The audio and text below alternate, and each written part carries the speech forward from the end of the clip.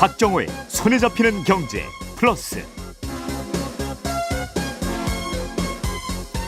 안녕하십니까, 박정호입니다. 정치권에서 노인 무임승차제를 두고 연일 논란이 벌어지고 있습니다. 노인 인구가 20%를 넘긴 현재 개편은 불가피하다는 주장과 지하철의 적자 운영이 이 제도 탓은 아니라는 목소리가 맞부딪히고 있습니다. KTNG 이사회가 1조 원대 송사에 휘말렸습니다. 이사들이 자사주를 공짜로 증여해서 주주들에게 손해를 끼쳤다며 행동주의 펀드가 들고 일어난 건데요. 우리나라에서는 처음으로 사회이사들까지 걸고 넘어졌습니다. 갓잡은 경제에서 자세히 알아보겠습니다. 이어지는 대가들의 투자노트에서는 5년간 연평균 220%의 수익률을 달성한 투자자 마크 미너비리의 투자 철학 배워보겠습니다. 오늘도 유튜브로 함께할 수 있습니다. 1월 23일 화요일 박정호의 손에 잡히는 경제 플러스, 광고 듣고 시작합니다.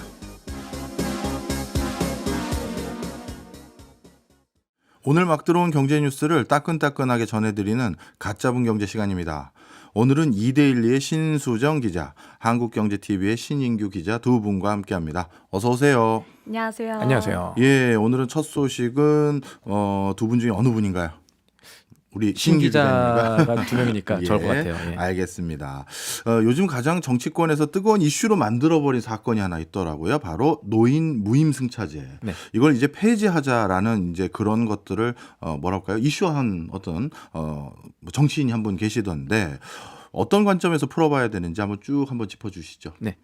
무임승차라고 하면은 왠지 내야 될 돈 안 내고 막 몰래 타는 그것과 이미지가 좀 같아질 수 있으니까 딱 이 자리에서는 편의상 노인 무료승차라고 얘기를 하겠습니다. 이게 더 적합한 단어네요, 진짜. 예. 왜냐하면 65세 이상의 어르신들은 법적으로 국가가 정해놓은 법으로 전철이나 도시철도, 지하철 뭐 이런 거 무료로 이용하실 수가 있으니까요. 그렇죠. 노인 무료승차 문제, 우선은 이 문제가 부각됐다는 것 자체로 우리 사회가 어떻게 변화가 되고 있냐, 요걸 좀 생각해 보실 수가 있을 겁니다. 우리 사회가 고령화가 많이 됐죠. 많이 돼가면서 그렇죠. 예전에는 어르신분들이 법에 따라서 지하철 무료로 이용하더라도 큰 문제 없었는데 이게 사실 회계적으로는 문제가 돼요. 왜냐하면은 지하철을 운영하는 서울교통공사 아니면 지자체에 따른 도시철도공사 같은 경우에 이게 회계상 이게 손실로 잡힙니다. 손실액으로 기록이 됩니다. 그래서 지하철 노선이 점점 많아지고 혜택이 볼 수 있는 뭐 어르신들 수 그리고 경제활동 계속 늘어나면서 무료 승차가 지하철 공사에 큰 부담이 되고 있는 수준으로 커진다는 겁니다. 그렇네요. 지하철 무료 승차 요것만 보더라도 우리 사회의 구조가 어떻게 변화되고 있는지 확 드러나네요. 맞습니다. 예. 이왕 또 잘 보려면 자세히 봐야 남는 것도 좀 있고 저희 그렇죠. 입장에서는 또 사회경제적 맥락에 따라서 정책의 적절성을 우리가 좀 평가해 볼 수도 있고 또 한편으로 우리 사회가 어떻게 가면 되겠다 뭐 이런 생각 논리에 힘이 실릴 수 있으니까 또 단순하게 노인 무료 승차뿐 아니라 함께 연결해서 생각해 볼 뭐 문제들도 있는 것 같고 그래서 오늘 얘기에선 정치는 조금만 걷어내고 네. 그러니까 대한노인의 이준석 개혁신당 당대표 이런 분들 얘기한 최대한 걷어내려고 노력을 해보겠습니다. 네. 노인 지하철 무료 승차 제도는요. 저 태어날 때쯤인 지금으로부터 약 40년 전이죠. 영화 서울의 봄의 빌런인 이 1984년 전두환 당시 대통령 시절에 만들어졌습니다. 네. 대통령 지시로 경로 사상을 좀 제고하기 위해 높이기 위해 시행이 됐다고 해요. 예. 우리가 봐야 될 건 그때 만들어진 제도의 혜택 대상 65세 이상의 노인인데 이 비율입니다. 당시 전체 인구의 4% 정도만 65세 이상이었고 그나마도 당시는 지하철이 깔린 곳도 그리고 또 이용하는 어르신들도 많지는 않은 겁니다. 네. 사실 지하철 노선이 많지 않다 보니까 어르신들도 지하철을 굳이 탈 이유도 적었겠죠. 네. 그런데 이제는 뭐 지하철 노선도 많아졌을 뿐만 아니라 무엇보다도 65세 이상 인구, 즉 노인 인구 비율이 너무나도 높아졌잖아요. 그 부분이 커졌죠. 통계청에 따르면은 지난해 기준 뭐 2020년 2023년 기준 65세 이상 노인 비율은 19%입니다. 몇 명입니까? 1,000만 명 정도 오, 됩니다. 거의 그렇군요. 육박합니다. 예. 2025년에는 확실히 넘어갈 거예요. 네. 이 비율이 20% 넘어갈 것으로 보는데 고령 인구 비중이 20% 넘으면 초고령 사회라고 봅니다. 그렇죠. 지금 우리나라는 65세 이상의 고령 인구가 15세 미만의 유소년 인구의 2배 가까운 국가가 됐습니다. 네. 더 커지겠죠. 이 비율의 예. 차이가. 65세 이상의 인구가 늘어났고 지하철 점점 늘어나면서 노인 무료 승차 또 일부 바쁘신 분들의 무임승차로 공기업이 비용 손실로 처리하는 돈이 늘어난 거죠. 예. 전국 도시철도공사들의 무임승차 손실액이요. 2022년 기준 8천억 원이 넘어갔습니다. 네.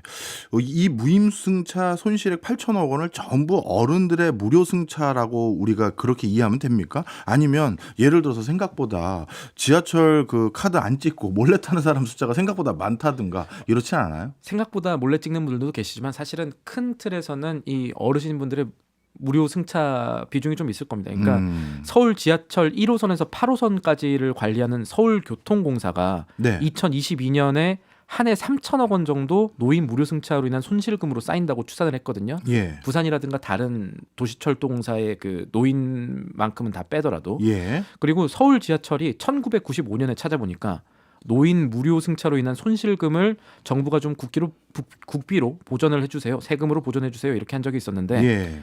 그때 요청했던 보전액이 150억 원 수준이었으니까 예. 30년 만에 20배 정도 손실금이 늘어난 셈입니다. 그렇네요. 저도 몇 번 언론에서 본 적이 있는데 이렇게 손실금이 늘어나다 보니까 적자가 계속해서 쌓이는 지자체 입장에서는 도저히 이거 감내가 안 되니 중앙정부 차원에서 보전을 해주던지 아니면 우리가 지하철 요금을 올리겠습니다. 이런 요구도 많았어요. 그렇습니다. 실제로 이 지하철 요금이라는 게 이 서민 물가에 굉장히 밀접하게 움직이고 또 부담이 되는 요인이기 때문에 그렇죠. 지자체로서도 올리는 게 좀 부담인데 서울시가 지난해 10월에 이어서 아마 오는 7월에 요금을 150원 추가로 인상하는 방안을 검토를 하고 있습니다. 네. 그러면 수도권 지하철 기본 요금이 아마 올 여름부터는 카드 기준으로 1,550원이 될 겁니다. 이거 도시공사가 적자 내는 비용을 지하철 예금 올리는 지하철 요금을 올리는 형태가 아니라 그냥 노인들 무료 승차로 생긴 손실만큼 그냥 국비로 지원해주면 안 되는 거예요? 그 얘기들이 계속 있어 왔는데 예. 지금까지 이게 잘 안 됐습니다. 현재 상황에서는 그리고 더 어려울 겁니다. 일단 예산 지원을 결정하는 데가 기획재정부잖아요. 그렇죠. 기획재정부가 노인 무료 승차 문제는 지자체에서 해결을 해야 된다 이렇게 명확하게 선을 긋고 있는데 네. 서울시 같은 경우는 특히 재정 자립도 높으니까 국비를 가지고는 재정 여력 좀 떨어지는 시군구 이런 데에 교통 인프라를 지금 예산 투입해 가지고 활성화시키는 게 우선이다 이런 논리고 거기다가 최근 총선 앞두고 정부가 추진하는 정책들이 대체로 세금을 좀 깎아주려는 정책들이잖아요. 예. 기재부 입장에서는 돈 보따리가 예상보다 줄어드는 상황입니다. 이런 상황에서 지원을 결정하기가 쉽지 않은 맥락이 있겠죠. 그렇네요. 세 수입도 줄어들 것이 우려되는 상황에서 국비를 지원하기는 쉽지 않을 수 있다. 이렇게 판단한 것 같네요. 기획재정부에서는. 그래서 그런지 이번에 정치권에서 화두를 던진 게 이제는 도저히 안 되겠다. 어르신들도 그냥 돈 내고 지하철 타시는 게 어떨까요?라는 화두를 던진 거예요. 그죠? 그렇죠. 예. 화두 자체는 맞습니다. 당장 뭐 다 뭐 안 하겠다 이런 건 아니고 예. 카드로 전용을 한다든가 하지만 어쨌든 간에 노인분들, 어르신분들의 부담이 좀 커지는 건 맞겠죠. 예. 결국은 이게 우리 국민들이 좀 선택을 해야 될 문제입니다. 예. 그리고 그 선택을 조금 더 나은 방향으로 하기 위해서는 우리의 행동으로 얻게 될 결과가 어떻게 될지 잘 생각을 해봐야겠죠. 1980년대 당시 결정으로 지금의 결과가 나오는 거니까요. 예. 그래서 지금까지는 약간 이 지하철 공기업이라든가 뭐 지하철 요금 인상이라든가 이런 문제들을 얘기를 드렸는데 이제는 어르신분들의 입장에서도 이 문제를 한번 살펴보겠습니다. 경제적 행동 관점에서 예. 우리나라가 오래 사는 나라가 됐습니다. 기대 수명이 82세가 넘어간 나라가 됐어요. 그런데 중고령층의 40% 가까이는 정년 60세 다 못 채우고 퇴직을 하는데 그 나이가 어떻게 되느냐? 평균 51세 정도 됩니다. 51.5세 정도 돼요. 생각보다 짧으네요. 생각보다 짧죠. 예. 그러니까 노후 대책이 제대로 마련되지 않은 상태에서 일자리를 잃은 뒤에는 정년퇴직하더라도 사실 예. 한 5년간의 공백은 있는 것이고 일자리를 퇴직한 뒤에는 구할 수 있는 좋은 일자리가 사실 마땅치 않잖아요. 그렇죠. 우리나라에선 그러다 보니까 노인 지하철 택배라는 게 지하철 있는 데들은 있습니다. 노인의 그 지하철 무료 승차 제도를 이용해 가지고 예. 퀵 배송보다는 조금 느리지만 저렴하게 물건 배달할 수 있어서 생겨난 일자리인데 네. 이 지하철 무료 승차 제도가 없어지거나 변경이 되면 이런 일자리 부분에서 사실은 타격이 좀 올 수도 있겠죠. 이런 부분도 고려해야 됩니다. 그렇네요. 사실 노인 일자리 중에서 무료 승차 제도를 이용한 이 퀵배송, 이것까지는 저도 미처 생각을 못했는데 우리나라 같은 경우는 늘상 얘기하는 전 세계적으로 노인 빈곤율이 제일 높은 나라 중에 하나. 네. 그리고 노인 일자리가 점점 제약되고 있다. 그리고 이제 점점 노인 숫자는 많아지는 상황에서 노인들을 활용한 경제 활동 이게 필요하다. 이런 얘기들은 많은데 이런 과정에서 지하철 무료 승차 제도까지 없어지 없어지면 어떻게 보면 실제 생활비는 더 들어가게 되는 것이고 노인 빈곤율이라든가 이런 문제 또는 좀 전에 지적해 주신 노인 일자리도 조금 문제가 있을 수 있는 그런 상황이네요. 맞습니다. 교통이라는 게 생각보다 사람의 삶의 질에 있어서 꽤 커다란 부분을 차지하고 있기 때문에 그렇습니다. 네. 말씀 나온 길에 우리나라 노인 빈곤율에 대해서 간단하게만 한번 정리를 해야 될 것 같아요. 네. 노인 빈곤율이라는 게 대체 뭔가 궁금해하시는 분들 꽤 되시거든요. 이 OECD에서 내놓은 자료인데 이 노인 빈곤율이라는 게 사실은 절대적 빈곤율이 아니라 상대적 빈곤율입니다. 한 나라의 가처분 중위소득 그러니까 짝 1등부터 돈 제일 많이 버는 분부터 끝까지 이제 소득 순위를 새겨서 50%딱 가운데 분들이 받는 돈의 한 절반 정도 쉽게 말하면 내가 한 해 벌어서 이자 갚을 것 같고 남는 돈 내가 쓸 수 있는 돈이 얼마나 되느냐 이걸로 결정이 되는데 네. 숫자를 한번 말씀드리면 2022년 기준으로 한 달에 쓸 수 있는 돈이 149만 원이 채 안 되시면 우리나라에선 통계상 노인 빈곤 노인으로 잡힙니다. 사실 그리고 이만큼도 한 달에 못 보시는 노인들이 꽤 많습니다. 꽤 많고. 대부분일 것 같은데요. 예. 네. 우리나라 노인 빈곤율 아까 그 전 세계적으로도 꽤 높다라고 말씀해 예. 주셨는데 우리나라 40% 넘습니다. 예, 그러니까요. 그래서 이런 점도 노인의 혜택을 줄이느냐 마느냐에 대해서 따져볼 부분이 되겠습니다. 예, 사실 이게 어제 오늘의 이슈가 아니라 진짜 10년도 넘은 이슈고 앞으로 노인 인구 비율이 급격히 증가하는 것은 정해진 미래인데 네. 이 지하철 무료 승차 문제를 꼭 이렇게 선거가 돼야지만 이슈화돼서 구체적인 어떤 담론이나 어떻게 보면 아주 세부적인 과학적인 접근도 아니라 이렇게 자꾸 쟁점과 이슈만 되는 게 좀 안타깝긴 하고요. 경제로 봐야죠. 예. 그래서 이번에 이슈가 이렇게 제기된 만큼 나머지 정치권에서도 다른 진영에서도 이 문제에 대해서 그냥 비판만 할 것이 아니라 대안이 뭔지 다 같이 한번 들어볼 수 있는 장이 좀 마련했으면 하는 제 소박한 생각입니다. 알겠습니다. 이번에는 신수정 기자님, 외국계 행동주의 펀드가 KTNG 이사회를 법적 책임을 물겠다 이렇게 뭐 소송을 건 것 같은데 무슨 일입니까? 네, 싱가포르계 행동주의 펀드인 플래시라이트 캐피탈 파트너스 일명 FCP가 KTNG 백복인 사장과 이사회를 상대로 책임 추궁 해소를 제기한 건데요. 네. 이제 주주이익을 우선하지 않고 자사주를 엉뚱한 곳에 쓰도록 내버려 뒀다고 지적한 겁니다. 네. 자사주를 엉뚱한 곳에 썼다. 어디다 썼다는 거예요? 네, 지난 2001년부터 자사주 1,000만여 주를 소각하거나 매각해서 주주 가치를 제고하는 대신에 전현직 임직원들이 있는 각종 재단, 기금과 우리사주조합에 무상으로 증여를 해서 예. 주주들에게 손해를 끼쳤다는 건데요. 손해 1조 원도 주식 증여분 1,085만 주에서 나온 거고요. 증여분에 KTNG의 최근 주가인 주가 9만 600원을 적용해서 산출을 했습니다. 네, 이제 이해가 됐습니다. 주식 증여에 대해서 의문을 제기한 거네요. 그러면 이 문제에 대해서 KTNG는 어떤 입장입니까? 네, KTNG는 자사주 출연이 기업의 사회공헌 활동과 직원들의 복리후생을 위한 것이라고 밝혔는데요. 적법한 절차에 따랐다고 덧붙였습니다. FCP는 요구가 받아들여지지 않으면 주주 대표 소송으로 넘어가겠다고 했습니다. 네, 이런 투자사들이 어떤 회사에 이렇게 소송을 거는 거야 예전에도 있었는데 이번에 좀 특이한 점은 사장뿐만 아니라 통상적으로 소송 대상자가 아닌 사회이사까지 책임을 묻겠다 이런 게 특이점이더라고요. 네, 외국에서는 사실 주주 대표 소송이 빈번하다 보니까 이게 흔한 일인데 이제 국내에서는 기업 사회이사들까지 포함해서 조단위 소송을 제기한 건 이제 국내 상장사 중에는 처음입니다.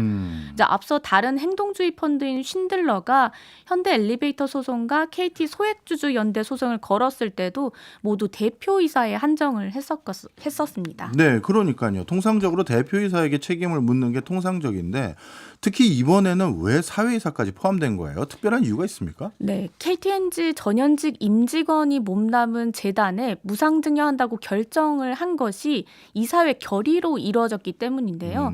현재 이 재단이 작년 3분기 말 기준 9.6%로 최대 주주가 됐거든요. 예. 이사회가 주주 가치를 무시하고 무상증여를 결정을 해서 KTNG 사장의 경영권 강화에 썼기 때문에 함께 책임을 져야 한다는 게 FCP 주장입니다. 아, 일종의 일종의 사회이사는 감시 역할을 해야 되는데 감시 역할 너무 소홀히 하게 한 거 아니냐 이 지적이네요. 맞습니다. 이제 최근 논란이 된 1조 5천억 원 규모의 미국 공탁금 몰취 위기도 다시 지적이 되고 있는데요. 이게 2021년 12월에 KT&G 이사회에서 미국 법인이 관련 제품 잠정 판매 중단 안건이 올라왔었거든요. 근데 이때 에스크로로 걸어놓은 돈을 돌려받지 못할 위험을 지적한 사회이사가 한 명도 없었다는 거예요. 또 KT&G가 공채 출신으로 경영진을 꾸리는 순혈주의 시스템을 구축한 것에도 이것도 문제를 제기한 사회이사가 없었던 것으로 알려졌고요. 네. 문제가 있는 안건이 올라와도 걸러내지 못하고 있다는 사례가 쌓여서 신뢰가 좀 떨어진 거죠. 그렇군요. 어찌 보면 사회이사라는 게 각 분야의 전문가로서 전문성을 바탕으로 회사를 감시, 감독하는 역할을 일부 해야 되는데 실제 KT&G의 사회이사로 재직하고 계신 분들은 어떤 분들이세요? 지금 현재 이사 6명을 보면 담배와는 사실 아무런 관련이 없는 협회 회장이나 10명 내외 직원을 갖춘 엔터테인먼트사 대표도 있고요. 이제 KT&G가 법적으로 사실 광고를 할 수 없는 회사인데도 네. 광고회사 대표가 이사회 자리를 채우고 있습니다. 그렇군요. 규모가 있는 기업의 현직 사장급은 임민규 SK 머티리얼스 대표뿐이고요. 근데 이거를 이제 세계 1위 담배 회사인 필립 모리스 인터내셔널 사회이사들과 비교를 해보면 차이가 확 나는데요. 이제 그 모두 글로벌 기업의 현직 사장급 임원들입니다. 이제 3명은 구찌, 네슬레, 몬델레스 등 글로벌 소비재 기업 소속인데요. 핵심 사업이 된 전자담배 기기 판매를 늘리기 위해서 소비재 전문가들을 자문역으로 둔 거죠. 네. 사실 예전에 비전문가로 구성된 사회이사에 대한 위험성 이런 것들을 금융당국에서 계속해서 지적한 적이 많거든요. 이런 문제를 좀 궁극적으로 해결하려면 어떻게 해야 될까요? 네, 전문가들은 이제 사회이사들의 독립성이 전제된 상태에서 감독 기능이 강화돼야 한다고 말합니다. 예. 특히 경영진이 잘못된 경영을 했을 때 사회이사도 함께 처벌을 해서 책임을 강화해야 한다고 지적을 하고 있거든요. 이제 미국을 보면 한 기업의 비리나 대형 분식회계 사건이 발생했을 때 경영인은 물론이고요. 이걸 제대로 감독하지 못한 사회이사까지 강력히 처벌을 하거든요. 네. 근데 우리나라에선 사실 사회이사가 감시에 소홀하더라도 사법부에선 잘 처벌하지 않다 보니까 맞습니다. 네, 사회이사가 경영진의 눈치를 더 볼 수밖에 없는 구조가 굳어졌다는 겁니다. 맞아요. 이 사회이사라는 게 굉장히 막중한 책임을 가지고 있는데 제 주변에서도 누군가가 어느 회사의 사회이사가 됐다라고 하면 그냥 축하만 하는 거예요. 걱정을 하는 게 아니라 야, 너 좋겠다. 도대체 이걸 어떻게 받아들여야 되는지 저도 참 되게 낭망했었는데 이제 점점 우리나라도 주주 친화 정책을 만들어가는 과정에서 이 외국계 펀드가 이렇게 사회이사까지 책임을 묻는 이런 사례가 있다면 앞으로 많은 회사의 사회이사들이 더욱더 촉각을 곤두세우면서 기업을 좀 관리 감독할 것 같은데요. 이 행동주의 펀드들의 이런 적극적인 주주 행동들 앞으로 많아질 것 같으세요? 네, 올해 FCP 이외에도 사실 다수의 행동주의 펀드들이 일찍부터 주주 행동주의를 시작했습니다. 네. 최근 얼라인 파트너스는요, 국내 7개 상장 은행지주를 대상으로 주주 서한을 발송했습니다. 4달 예정된 결산 이사회에서 지난해 은행이 발표한 자본 배치 및 주주 환원 정책을 준수할 것을 요구했고요. 또 지배구조 개선을 위해서 이사회 구성을 개편하라고 이제 요구를 했습니다. KCGI의 자산운용은 DB 하이텍 지분을 매각을 하면서요. 올해 예정된 주주총회에서도 사회이사 추천 등 주주권을 적극 행사하겠다고 밝혔고요. 최근 경영권 분쟁이 된 남양유업에서도 네. 차 파트너스가 이끄는 주주 행동이 예정돼 있습니다. 네, 확실히 국내 상장 회사들을 대상으로 한 행동주의 펀드들의 움직임이 활발해진 것 같은데요. 이렇게 적극적인 주주 행동주의가 많아지면서 상장사들의 분위기는 어떻습니까? 이제 행동주의 펀드와 소액주주들의 주주 환원 요구가 강해지고 정치권에서도 사실 최근 코리아 디스카운트 해소에 많은 관심을 기울이고 있어서 예. 주가 부양에 힘쓰는 모양입니다. 특히 주가가 부진한 기업일수록 주가 부양을 위해서 자사주를 없애서 발행 주식수를 줄이는 방안을 적극 활용하고 있는데요. 이제 발행 주식수가 자체가 줄어들면은 주당 주식이익과 주당 순자산 상승 효과가 있거든요. 주당 순이익이 늘어난 만큼 주가가 오르는 효과가 있어서 대표적인 주주 환원 정책으로 꼽힙니다. 네. 하지만 다만 이게 아직까지는 소액주주들의 제안이 많이 받아들여지진 않고 있어서요. 전반적인 분위기 변화는 아직까지 좀 더 지켜봐야 할 것 같습니다. 네, 사실 주주들을 대상으로, 그러니까 주주가 행동을 적극적으로 해야 될 회사들은 상당히 더 많은데 시중에 충분한 어떤 유동성을 확보해서 그러니까 주식 물량을 확보해서 뭔가 의미 있는 수준으로 이 요구를 하기가 부재한, 시중에 유동성이 많이 풀린 그 주식이 부재한 회사들이 많다고 하더라고요. 그럼에도 불구하고 하여튼 이런 것들이 점점 늘어난다라고 하니까 우리나라 증시에도 요즘 좀 도움이 될 것 같다라는 생각이 듭니다. 요즘 일본 증시도 이런 것 때문에 재미 본 거잖아요. 그렇죠. 사실 일본의 정책을 1년 뒤에 우리나라가 이제 증시 활성화 정책으로 따라가는 것도 있으니까요. 네, 알겠습니다. 지금까지 신인규, 신수정 기자였습니다. 두 분 고맙습니다. 감사합니다. 저희는 광고 듣고 2부로 돌아오겠습니다. 거인들의 어깨너머로 투자의 노하우를 배우는 대가들의 투자노트입니다. 오늘도 카운트의 신기주 대표와 함께합니다. 어서 오세요. 안녕하세요. 아, 대표님 늘 파란색 옷을 입고 오시네요. 귀엽죠. 네. 예. 네. 자, 신비주의 전략을 추구하고 있는 우리 신기주 대표님입니다. 전략 아니에요. 네. 자, 오늘 투자의 대가는 생경스러운 분들도 계실 거예요. 저도 사실은 잘 모르는 분이거든요. 네. 마크 비너비니. 네. 어떤 분이세요? 마크 미너빈인데 마이너빈이 이렇게 부르기도 하는데요. 이렇게 설명드리면 될 것 같아요. 워렌 버핏의 대척점. 그리고 워렌 버핏 하면요, 야 시장 보지 마. 기업의 펀더메탈이 중요해. 늘 그 소리 하죠. 가치 투자가 중요해. 예. 잔소리. 펀더메탈리스트의 대부잖아요. 예. 반면에 마크 미너빈은 기업 가치 중요한데 그렇게 중요한 건 아니야. 중요한 건 시장의 흐름이야. 언제 사고 언제 팔지. 매도 타이밍만 잘 맞추면 돈을 벌 수 있어. 전 이쪽이 좀 노력하는데. 저도 현실은 그렇긴 한데 그렇잖아요. 이게 쉽지 그렇죠. 않으니까. 주식이라는 게 쌀 때 사서 비싸게 팔면 되는 거니까. 펀더멘털이 왜 중요해? 예. 마크 미너빈은 이런 투자를 하는 거고요. 이게 사고 팔고 하는 거에 대한 돈을 번 주식 트레이더의 성공 신화라고 할 수 있습니다. 네. 일단 수익률이 깡패인데요. 네. 94년부터 99년까지 5년 동안 진짜 전설이거든요. 네. 그 연평균 수익률이 220%. 야. 97년도에요. 예. 미국에는 그 전미 투자 챔피언십이라는 게 있더라고요. 예. 여기서 수익률 155%로 1등을 했는데 당시에 3억 원 정도 넣었대요. 예. 근데 얼마 전이었죠. 21년도에 다시 왔는데 이때는 100만 달러 넣었는데 네. 이때 전미 투자 챔피언십에서 335% 수익률이었어요. 야. 100만 달러가 얼마 된 거야? 이분은 간간히 이렇게 네. 투자 대회 참여하나 보죠. 그러니까 이게 이따 설명드리겠지만 마크 미너빈은 개인 투자자로서는 훌륭한데요. 예. 헤지펀드 운영자로서는 약간 의문보가 있어요. 그러니까 개인의 어떤 명성 또는 개인의 투자 실력을 입증하려고 예. 하다 보니까 이런 마치 뭐 전미 포커 챔피언십 이런 것처럼 이런 대회에 정기적으로 참여해서 실력을 입증하고 이러더라고요. 예, 이게 그렇군요. 어쨌든 가치 투자자들은요. 이 보면 왜 기업의 내재적 가치 봐라. 마치 뭐랄까 사람 외모 보지 말고 내면만 봐. 이 무슨 공자 마음이 맹자 아니잖아. 근데 사실 우리들은 파도 칠 때 서핑하길 원하잖아요. 예. 시장이 출렁거리면 좀 어떻게 타이밍 좀 잘 맞춰볼까? 그러니까 워렌 버핏은 장거리 항해 회사라면 마크 미너빈은 투자의 서퍼라고 할 수 있습니다. 어찌 보면 파도 잘 타서 매도 타이밍 잘 잡는 그런 사람인 것 같은데 네. 이 마크 미너빈이 네. 이 사람은 왠지 느낌상 월가의 트레이딩 룸에서 전문적으로 훈련받은 느낌이 확 나는데요. 저도 그런 줄 알았어요. 아니에요? 수영님만 보면 그런 줄 네. 알았더니 실제로는 월가 근처에도 못 가본 무학이에요. 그래요. 중학교 중퇴했고요. 공교육은 거의 못 받았고 예. 중학교 때부터 경제적으로 먹고 살려고 드럼을 연주했어요. 네. 드럼 연주자로서 생계를 이어갔고 네. 드럼을 연주를 꽤 잘했대요. 예. 그래갖고 되게 유명한 밴드에 소속돼 있었기도 했었고 네. 그리고 MTV 뮤직비디오에도 이 사람 나오는 거 찾아보면 있대요. 그래요? 네. 그만큼 실력 있는 뮤지션이었고 나중에는 직접 드럼 스튜디오까지 운영을 했는데 예. 이게 잘한 건지 못한 건지 10대 시절 이때가 이제 1980년대 후반이었다는데 네. 주식시장에 빠진 거죠.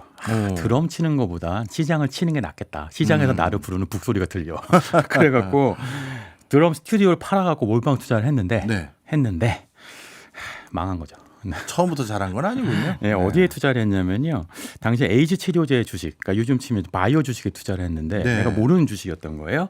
근데 그리고 나서 주식이 떨어지니까 흔히 하는 실수. 설마 물 탔어요? 네, 맞아요. 물을 왕창 탄 거죠. 아이고. 물을 타는 바람에 20달러짜리 주식이 주당 1달러짜리가 돼갖고 당시에 4만 달러를 잃었다는데 4만 달러가 요즘 5만 5,300만 원쯤 되잖아요. 예. 심지어는 주식담보대출까지 했네.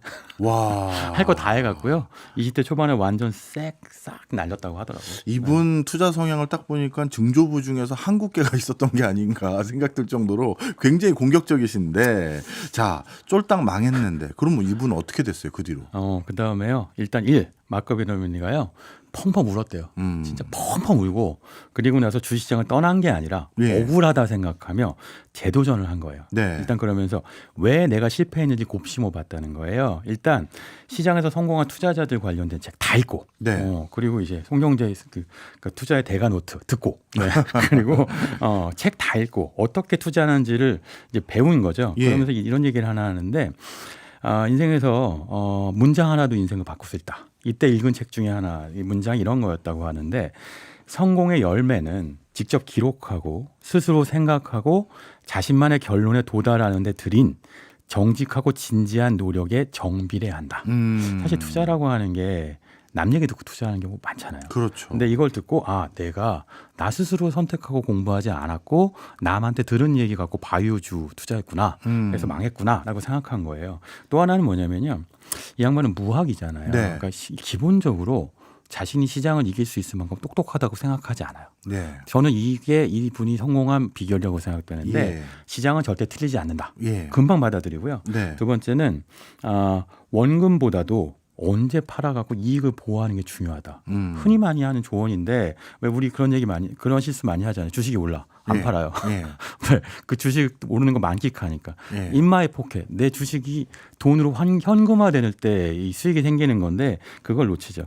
그리고 또 하나가 놀라운 경험이었는데 100년 동안의 주식 차트를 분석해갖고요. 예.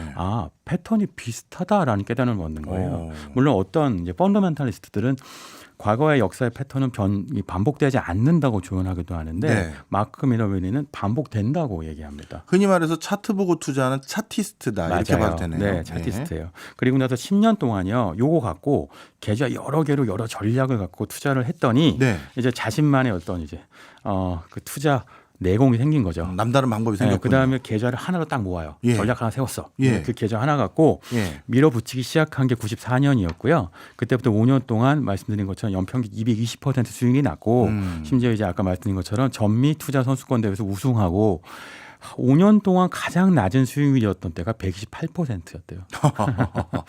손해는 안 봤어요? 손실률은 1% 미만. 예. 이게 사실은 지키는 투자의 대가기도 한데요. 네. 마크 비너비니의 방식이라는 게 어떤 면에서 보면 워렌 버핏, 찰리 먼거 이런 대가들보다도 우리 같은 평범한 사람들한테는 더 와닿는 것 같기도 해요. 기업 재무제표 보면 알아보기 어렵잖아요. 그렇죠. 근데 차트 움직이는 건 알겠어. 예. 올라가고 내려가는 거. 요걸 보고 패턴을 찾아낼 수 있다라고 믿는 거고요. 네. 실제로 그 수익률이 나왔으니까 어느 정도 성공했다고 할 수 있겠죠. 네. 사실 이렇게 5년 동안 엄청난 수익률을 거뒀다는 거, 그 과정에서도 어떤 특정 회사, 특정 산업, 그리고 재무제표에 대한 전문적인 이해도 이런 거 없이 네. 차트에 담겨져 있는 내용을 중심으로 수익을 냈다. 어찌 보면 매력적으로 보이기도 하네요. 맞아요. 예. 네. 약간 뭐랄까 사주 같은 것 같기도 하고 타로 여기로 가면 될 것 같아. 근데 사실 실제로 마커 베너베가 얘기한 건 뭐냐면요. 시장 자체가 기업의 어떤 펀더멘탈 분석하는 것도 기본적으로 과학적 분석이고요. 예. 그리고 그러니까 시장은 과학이 아니다가 미너비니의 믿음이에요. 그래서 과학적으로 확률을 높이는 분석은 가능하지만 결국 본능적으로 트레이딩을 할 수 있는 그 기술을 좀 그러니까 확보할 필요가 있다. 이건 사실 우리한테도 많이 와닿는 건데요. 네. 여기서 이런 얘기를 하더라고요. 상대 강도가 중요하다. 상대 강도가 뭐냐면 그 장이 나쁠 때 잘 안 내려가는 주식이 있어요. 그리고 장이 좋으면 막 튀어오르는 주식 있잖아요. 네. 뭐 엔비디아 같은 주식 대표적이죠. 예. 그런 주식을 찾아내는 것이 핵심이다. 뭐 엔비디아는 우리도 모두 알고 있지만 그렇지 않은 잘 알려지지 않은 주식이 분명히 존재한다는 거고 그걸 찾아내라는 거고요. 일종의 제가 말씀드린 것처럼 중학교 나왔잖아요. 예. 그러니까 시장이 옳다. 시장의 믿음을 보고 시장의 눈치 게임을 하는 거예요. 시장이 내가 어떤 기업에 투자할지 알려준다는 믿음을 갖고 있고 예. 두 번째는 그러니까 이분은 어떤 게 있냐면요. 그 많이 공부한 사람들이 갖고 있는 자존심이 없어요. 네. 그러니까 보면 시장에 투자하는 게 돈을 벌기 위해서인데 어떤 분들은 내가 옳다고 하는 걸 입증하기 위해서 투자하는 경우가 있잖아요. 예. 이런 분의 특징이 뭐냐면 투자에 실패할 경우 손절을 쉽게 못하죠. 말하자면 내가 투자한 기업에 대한 분석이 옳다는 걸 입증하고 싶어 하기 때문에 물타기 반복하는데 네. 마크 베러는 어떻게 하냐면 일단 내가 샀는데 시장에서 가격이 내려가면 예. 곧바로 팔아요. 아. 그러니까 손절을 빨리 해버리는데 음. 이런 얘기를 하죠. 틀리는 것은 용인된다. 네. 우리 모든 틀린다. 네. 틀리는 것은 선택할 수 없는 문제다. 그런데 틀린 채로 머무르는 것은 절대로 용서받지 못한다. 그러니까 포지션이 일단 틀렸다는 게 발견되면 네. 여기 이제 손실 제한폭 10%라고 보통 얘기하는데 마크 네. 베러는 10% 이하 떨어지면 바로 팔아버려요. 네. 근데 우리가 그게 쉽지 않거든요. 예. 그러니까 내가 한참 공부해서 산 주식인데 10% 기다려야지 사람이 뭐 워렌 버핏은 한 번 사면 평생 갖고 있어야지 했는데 마크 베러는 정반대로 하고요. 자동 청산도 합니다. 어떻게 하냐면 일정 정도 비중이랑 떨어지면 청산을 하는 거죠. 네. 많은 지금 헤지 펀드가 하는 전략인데 네. 마크 베러가 굉장히 빨리 도입했던 전략이에요. 이런 비유 쓰는데 포커하고 비슷하다. 포커패 계속 반복해서 돌아오니까 다음 패를 기다려야지 지금 패를 갖고 버티면 네. 내 포트폴리오가 나쁜 상태로 계속 나쁜 채로 머무르는 건 용서가 안 된다. 예. 이런 거죠. 결국 계속 포지션을 바꾸고 그리고 손실이 나면 바로 팔아버리고 그리고 오르는 종목이 있으면 눈치 게임을 보고 바로 사고 이런 식의 전략으로 눈치 게임 투자자라고 할 수 있겠죠. 네. 방금 말씀해 주셨던 대목에서 정말 중요한 우리가 시사점이 또 있네요. 마크 비너비니 같은 차티스트들은 진짜 손절이 너무 쉽더라고요. 맞아요. 그런데 기업을 중심으로 분석했던 분들은 갑자기 그 기업의 주가가 빠지면 다들 어떻게 생각하냐면 이건 일시적인 현상이야. 맞아요. 네. 어떻게 보면 프로그램 매매나 외국인들이 그동안에 뭐 이익 실현하는 과정에서 잠시 팔았어라고 하면서 회사 주가가 떨어짐에도 불구하고 그걸 계속 손절을 못하면서 좋은 회사라고 진단했던 자신의 확신을 계속 믿음을 고수하는 맞아요. 그런 기질이 있는데 이분이 어떻게 보면 큰 손실을 안 본 게 회사의 본질 뭐 이런 거 없이 차트를 중심으로 했기 때문에 이렇게 빨리 버릴 수 있었네요. 5년 동안 손실률이 1% 미만이라는 그러니까요. 거잖아요. 결국은 야. 수익률을 지키는 게 성공하는 투자지 네. 내가 옳은 주식을 기업을 선택했다는 걸 입증하는 게 성공한 투자가 아니라는 거예요. 네. 마크 베너민이 이런 기본을 깨달은 거고요. 게다가 굉장히 부지런한데요. 네. 숫자를 좀 찾아보니까 예. 일단 하루 그러니까 매일 장이 열리잖아요. 예. 하루에 1만 개 이상의 종목을 분석해요.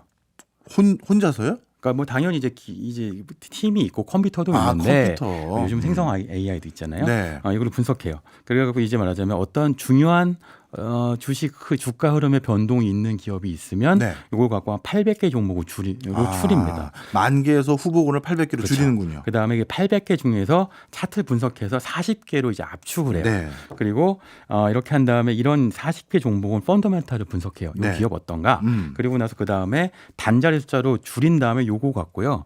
자신이 만든 한 100년치 정도의 어떤 차트 변화가 있더라고요. 예. 그거하고 비교해서 요게 과거의 상승 패턴과 일치하는지를 봅니다. 네. 그래갖고 그게 맞으면 투자를 시작하는 거죠. 근데 제가 여기서 한 가지 재밌는 게 있는데 네. 펀더멘털이 중요하다고 얘기해요. 비록 네. 차티스트지만 예. 그런데 뭐 사실은 뭐 리루 같은 천재들은 예. 펀더멘털을 딱 보고 팀모랜드 괜찮지 이렇게 네. 생각할 수 있잖아요. 네. 근데 그 마크 비너비니는 본인이 펀더멘털 분석을 안 해요. 정확하게 얘기하면 뭐냐면 만약 이 기업의 주가가 올랐어. 그러면 내가 모르는 시장이 알아낸 펀더멘털의 변화가 있을 것이야 라고 추정해요. 그러니까 내가 분석하는 것보다 시장에서 가격으로 보여준 펀더멘털 분석이 더 정확하다고 보고요. 네. 그러니까 내가 보기에는 기업이 부실해도 네. 그래도 주가 변동폭이 상위 2% 안에 든다. 그러니까 크게 올랐다. 네. 그러면은 펀더멘털이 좋다고 생각해요. 그리고 나서 내가 모르는 뭔가가 있는지 찾아보는 거죠. 네. 그럼 좀 특이하네요. 예를 들어서 저는 순수하게 차트만 보는 차티스트라고 생각을 했었는데 이분은 직접 자신이 어떻게 보면 발굴해서 펀더멘탈을 분석하는 건 아니지만 시장에 반영되어 있는 펀더멘탈을 간접적으로 본다 그랬는데 맞아요. 그럼 차트와 펀더멘탈을 어떤 비중으로 보는 거예요? 차트와 펀더멘털 비중을 50대 50으로 본다고 본인이 얘기하는데 예. 여기서도 펀더멘털이 아무리 좋아도 네. 주가 흐름이 최근에 안 좋아. 기술적 분석을 봤는데 요즘 주가가 시들시들해. 그러면 안 사요. 왜? 시장은 이미 나보다 먼저 알고, 알고 있을 있으니까. 것이다라고 생각하는 거죠.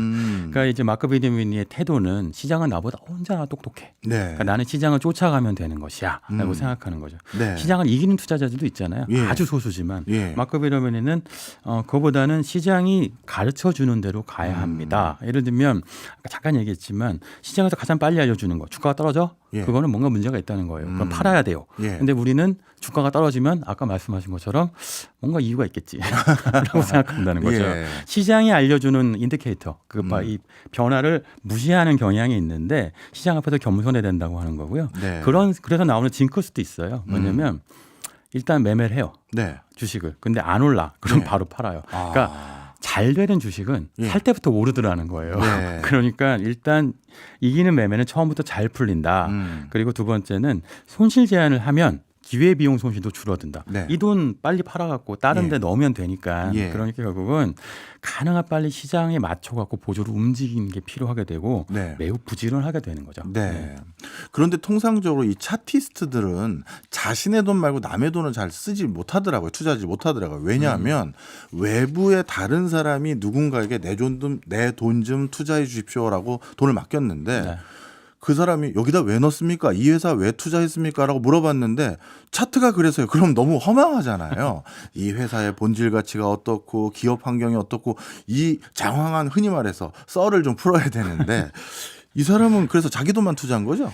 사실은 마크 베너맨도 90년대 화려하게 전설적인 실적을 기록했으니까 예. 2000년에 헤지펀드를 만들어요. 이게 예. 퀀텍 펀드인데 이거 만들었는데 지금 정확하게 말씀해 주신 것처럼 차티스트의 한계에 봉착해요. 말하자면 헤지펀드 운영을 해야 되는데 이 예. 사람은 지금 장이 안 좋아요. 왜 투자 안 하는데 지금 느낌이 안 좋아요. 사실은 레이 달리오처럼 예. 헤지펀드 운영자는 비가 오나 눈이 오나 올 웨더 투자를 해야 되잖아요. 예. 왜? 운용 수수료 받고 있으니까. 받으니까. 그리고 계속적으로 어떤 식으로든 장이 나빠도 수익률을 기록해 줘야 하는 것이 헤지펀드 이제 대리 운용자의 어떤 그 자산 운용사의 의무인데 그렇죠. 사실은 마크 베너맨은 장이 나쁘면 투자 안 하니까요. 예. 그러니까 사실은 마크 베너맨의 투자법은 개인한테 맞는 거죠. 그렇죠. 일종의 대증적 투자법인 거예요. 음. 그래서 마크 비너맨이가 어떤 전략을 쓰냐면 헤지펀드, 콘테크 펀드보다도 콘테크 리서치 그룹이라는 걸 만들어갖고 네. 자신이 어떤 차트를 분석하는 그 독특한 분석 방법과 예. 지난 한 100년 동안 만들어 놓은 차트 분석의 어떤 그 패턴 있잖아요. 예. 그거를 팔아요. 말하자면 청바지 파는 거죠. 그래갖고 그걸로 돈을 벌고 자기가 분석해 놓는 방법론을 다른 사람들에게 설파해서 그것도 쏠쏠한 부수익을 거두고 있는 거네요. 그렇죠. 헤지펀드 거대한 운용사가 되려고 시도를 했는데 예. 2000년에 결국은 마크 비너맨한테 맞는 방법은 아니다는 판단이 들었고요. 네. 그 기간 동안에 레이 달리오가 비가 오나 눈이 오나 다 투자해갖고 성공해갖고 네. 세계 최대 펀드가 된 거잖아요. 네. 근데 이것도 궁금합니다. 이렇게 차티스트들은 통상적으로 제가 이 차티스트 중심으로 투자하시는 분들 사무실 가봤거든요. 네. 모니터가 어마어마해요. 왜냐하면 차트를 많이 봐야 되니까요. 맞아요. 이 사람들 남다른 뭐 차트 보는 것들이 있고 뭐 그렇습니까? 절대 정말 며느리한테도 공개하지 않는다는 차트 분석법이 있다고 하던데요. 네. 일단 지난 100년 동안의 차트를요. 예. 완전히 분석해서 예. 특정한 상승세가 나오는 차트를 한 20개 정도를 압축해 놨대요. 그리고 그걸 갖고 지금 오늘 패턴 중에 이런 거 보여주는구나 하면 대조해서 네. 투자에 대한 결정을 내린다고 하는데 네. 그게 이제 말하자면 본인만 갖고 있는 일종의 비기인 거죠. 그거 보여주기 위해서 한 100년 동안 어떤 흐름들을 한 화면에 띄워놓고 보여주고요. 네. 그렇게 이 추세 패턴 수십 종을 갖고 비교하는데 한 화면으로 뭔가 다 해놨군요. 사실은 뭐 아까 말씀하신 것처럼 스크린 숫자는 많으면 많을수록 많은 걸 비교하잖아요. 예. 근데 이제는 인간의 눈보다 빠른 건 생성 AI의 두뇌니까 지금 점점 이제 인공지능을 더 활용하게 되는 것이고 네. 차트 분석만큼 사실은 이렇게 AI의 도움을 받을 수 있는 영역도 없잖아요. 네. 사실은 인공지능이 가장 잘하는 것이 유사한 패턴을 찾아내는 것이니까. 그렇겠네요. 네. 그러니까 마크 베너맨이 방식이 지금 가장 어찌 보면 개인 투자자들 이건 인공지능 적용하는 투자자들한테는 관심 있는 부분일 수밖에 없고요. 네, 어찌 보면 지난 100년 동안의 차트의 흐름을 바탕으로 해서 나름대로의 자신이 읽어가는 차트를 보는 원칙을 만든 거니까 어찌 보면 이 사람에게는 비기가 아니라 루틴이 됐겠는데요. 맞아요. 그리고 한 가지 분명한 게 있더라고요. 이렇게 어떤 트렌드나 추세를 갖고 투자하는 분들은 감이 중요해요. 네. 그러니까 이제 마크 비너비니도 그 얘기를 하던데 그 어느 순간부터 그러니까 시장에 감이 생기는데 네. 그 감은 내가 인간적 본능을 억누르고 시장에서 보여주는 패턴을 그러니까 비인간적 본능적 방식으로 읽을 수 있게 되었을 때 네. 얻게 되더라 이런 거예요. 근데 이렇게 한번 얻은 감을 예. 며칠 놀면 예. 휴가 갔다 오면 잃어버리죠. 잃을 수 있잖아요. 예. 그래갖고 이 양반은 휴가를 안 가요. 그래요? 네. 장이 열리는 날은 절대 휴가 가지 않고요. 아. 심지어 아파도 매매를 합니다. 왜냐하면 그래요? 이 감이나 어떤 감을 시장 유지해서? 트렌드를 유지하기 위해서 아침 8시에 출근해서 오후 7시까지 일하고요. 그리고 이제 새벽장 열리는 시간 10시부터 새벽 1시까지 또 일하고 예. 토요일 날만 쉬고 일요일 날은 또 일해요. 아니 우리가 돈 버는 이유가 그래도 좀 사람답게 살려는 건데 이렇게 일만 하면 이것도 좀 그런데요. 근데 마크 베너맨이 이런 얘기 하더라고요. 그러니까 돈을 잃고 나서 드디어 내 투자법을 개발하긴 했는데 네. 트레이딩 그 자체가 나한테는 시열이더라. 아. 돈을 어느 정도 벌고 나서부터는 네. 주식을 통해서 트레이딩을 해서 기회를 포착하고 시장을 읽어내는 것이 나한테 삶의 에너지를 주는 것이어서 네. 돈을 넘어서는 열정이 있다고 하는데 네. 그렇기 때문에 이렇게 부지런할 수 있겠죠. 네. 대신에 원칙이 분명히 있어요. 뭐냐면 일단 손실을 분명하게 제한해야 된다. 예. 그러니까 뭐 사실 10% 이하 떨어지면 무조건 팔고요. 예. 그리고 자기만의 트레이딩 방법이 감각이 있는 거죠. 마치 네. 뭐랄까 골프에서 자기만의 스윙법처럼 네. 그 감각을 잃지 않기 위해서 계속 매일매일 라운딩을 하고 음. 그리고 자기만의 조사 방법이 있고요. 또 하나는 어떤 경우에도 이거 굉장히 중요하게 강조하던데 네. 반드시 세워둔 계획에 따른다. 아, 계획을 수정하지 않군요. 맞아요. 예, 이거는 사실은 이 트레이더들이 철칙 중에 하나인데 음. 시장이 변동하면 당황하잖아요. 그때 인간적 본능이 나오게 되는데 그 순간 실수하죠. 네. 그러지 말고 미리 준비해 놓은 그걸 흔히 그 컨텐션시 플랜이라고 하죠. 위기 관리 능력 그 계획을 갖고 거기 따라서만 투자한다는 거예요. 그러니까 그 시장의 어떤 변동이 휘둘리지 않아야 하는. 왜냐하면 기본적으로 시장 변동을 따라간 투자법을 쓰고 있으니까요. 네. 오늘 마크 미너빈이 말씀을 쭉 듣고 보니까 우리나라에서도 대표적으로 슈퍼개미라고 불리우는 분들 중에서 이 차티스트 방식으로 큰 돈을 번 분이 계신데 네. 그분하고 어떻게 보면 생활상이 똑같은데요. 오. 우리나라에서도 어떻게 보면 봉급쟁이, 월급쟁이 하시다가 이제 투자해서 1,000억 원대 가까운 부자가 되신 분이 있거든요. 와. 그분도 루틴을 지키는 걸 정말 금과 억조처럼 여기시더라고요. 네. 그런데 흔히 말해서 블랙 먼데이라고 불리우는 어떤 큰 장이 어떻게 보면 소용돌이를 쳤을 때 네.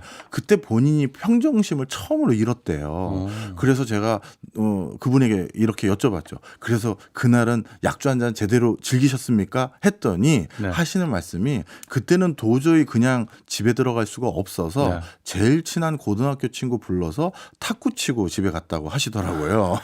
그래서 야, 이 총기를 유지하고 감을 유지하기 위해서 맞아요. 엄청난 자기와의 싸움을 하는구나라는 생각이 또 들었습니다. 저는 이런 느낌도 봤는데 마크 미너빈이 원래 직업이 드러머였잖아요. 네. 드럼이라고 하는 것은 밴드의 속도와 리듬을 맞추는 거예요. 아, 그리고 나를 맞추고 나한테 맞추게 하고 그 그렇네. 리듬을 유지시키는 것. 네. 사실 지금 마크 미너빈이 투자법 자체가 드럼하고 비슷해요. 음. 시장의 리듬이 있어요. 네. 그 리듬에 자기를 맞추고 음. 그 리듬의 감각을 계속 유지해 가는 것. 음. 일정한 박자를 따라가는 것. 네. 마크 미너빈이 투자법이 드럼 투자법하고 비슷하죠. 그렇네요. 저는 차티스트 방법이 무조건 옳다가 오늘 결론이라기보다는 방금 말씀 주신 거 그 사람의 삶에 부합하는 투자 방식을 잘 찾은 것 같아요. 네. 본인이 전문적으로 분석할 수 있는 학문적 지식이 없었고 그리고 타고난 감이라고 해야 될까요? 동물적인 본능 이런 게 좋다 보니까 그런 걸 잘 활용했던 성공한 투자자가 아닌가 이런 생각이 듭니다. 잘 요약한 것 같습니까? 네, 드럼을 쳐도 돈을 벌 수 있다. 알겠습니다. 오늘 잘 모르던 생경스러운 투자자 제대로 배웠습니다. 지금까지 신기주 대표였습니다. 오늘도 고맙습니다. 고맙습니다.